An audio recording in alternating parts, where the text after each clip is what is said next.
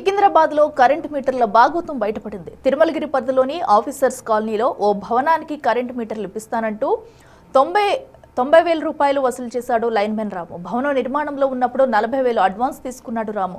యజమాని 40,000 క్యాష్ రూపంలో, మిగతా 40,000 ఫోన్ పే ద్వారా చెల్లించారు. 10 నెలలు పూర్తయినా మీటర్లు బిగించకపోవడంతో లైన్మెన్ పై ఒత్తిడి తీసుకొచ్చారు. దాంతో 2 మీటర్లు బిగించాడు.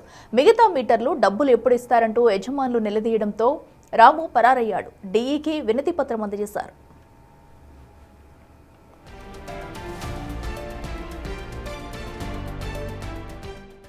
ఆయన పేరు రామేనా? రామే. మరి వచ్చిన కూడా మళ్ళీ రాపిచ్చినమ్మా, నన్ను కేసు వాపసు తీసుకుని నీ పైసలు నీకు ఇస్తాను. వాపసు ఇచ్చుడు కాదు, నాకు మీటర్లు అవసరం, పైసలు అవసరం లేదు. నాకు వీళ్ళు చేసిన వాళ్ళు చేసినా నువ్వు చేసిన నాకు మీటర్లు అవసరం. కిరాయిలో అది కట్టలేదు. 18,000 ఒకసారి బిల్లు కట్టిన, 16,000 బిల్లు కట్టిన. పోలీసు ఏమంటే అమ్మ ఏం జరిగింది చెప్పు అన్నారు. చెప్పాక ఇట్లా రాము అంటే ఆయనకు ఈ లైన్ మ్యాన్ ఉండే అప్పుడు నేను ఇచ్చినప్పుడు ఆయన కూడా తప్పు కాదు సార్, ఆయన మాత్రం ఏం చేయకుంది, చాలా మంచోడు. నేను ఈయన మీద ఇస్తలేడానికి వీళ్ళకి చెప్పవలసి వస్తే ఈయన వచ్చి రాపిచ్చిండు. నేను అబద్ధం ఆడా. మీటర్లన్నా కావాలి, పైసలు కావాలి. నాకు న్యాయం. మొత్తం ఎంత డబ్బులు?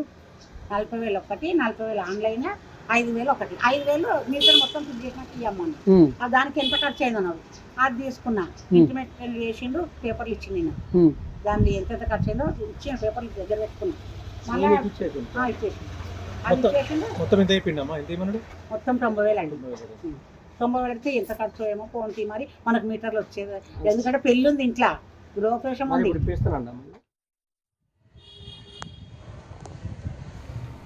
రెటికటు సికింద్రాబాద్ కరెంటు మీటర్ల బాగోతం అయితే బయటపడింది. తిరుమలగిరి పరిధిలోని ఆఫీసర్స్ కాలనీలో ఓ భవనానికి కరెంటు మీటర్లు ఇప్పిస్తానంటూ కూడా 90,000 రూపాయలు వసూలు చేశాడు రాము అని లైన్మెన్. అయితే ఇప్పుడు డబ్బులు తీసుకుని కూడా మీటర్లు బిగించడం లేదంటూ అయితే యజమానులు వాపోతున్నారు. తను అయితే అమౌంట్ తీసుకుని పరారైనట్లయితే తెలుస్తుంది.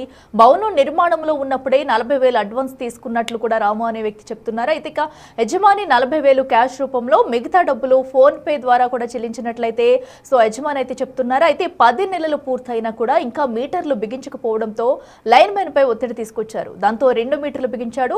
మిగతా మీటర్లు డబ్బులు ఎప్పుడు ఇస్తారంటూ యజమానులు నిలదీయడంతో రాము అయితే పరారయ్యాడు. అయితే డీఈకి వినతి పత్రం అందించేశారు. దీనిపై కూడా చర్యలు తీసుకోవాలంటే అయితే డీఈకి కంప్లైంట్ చేశారు.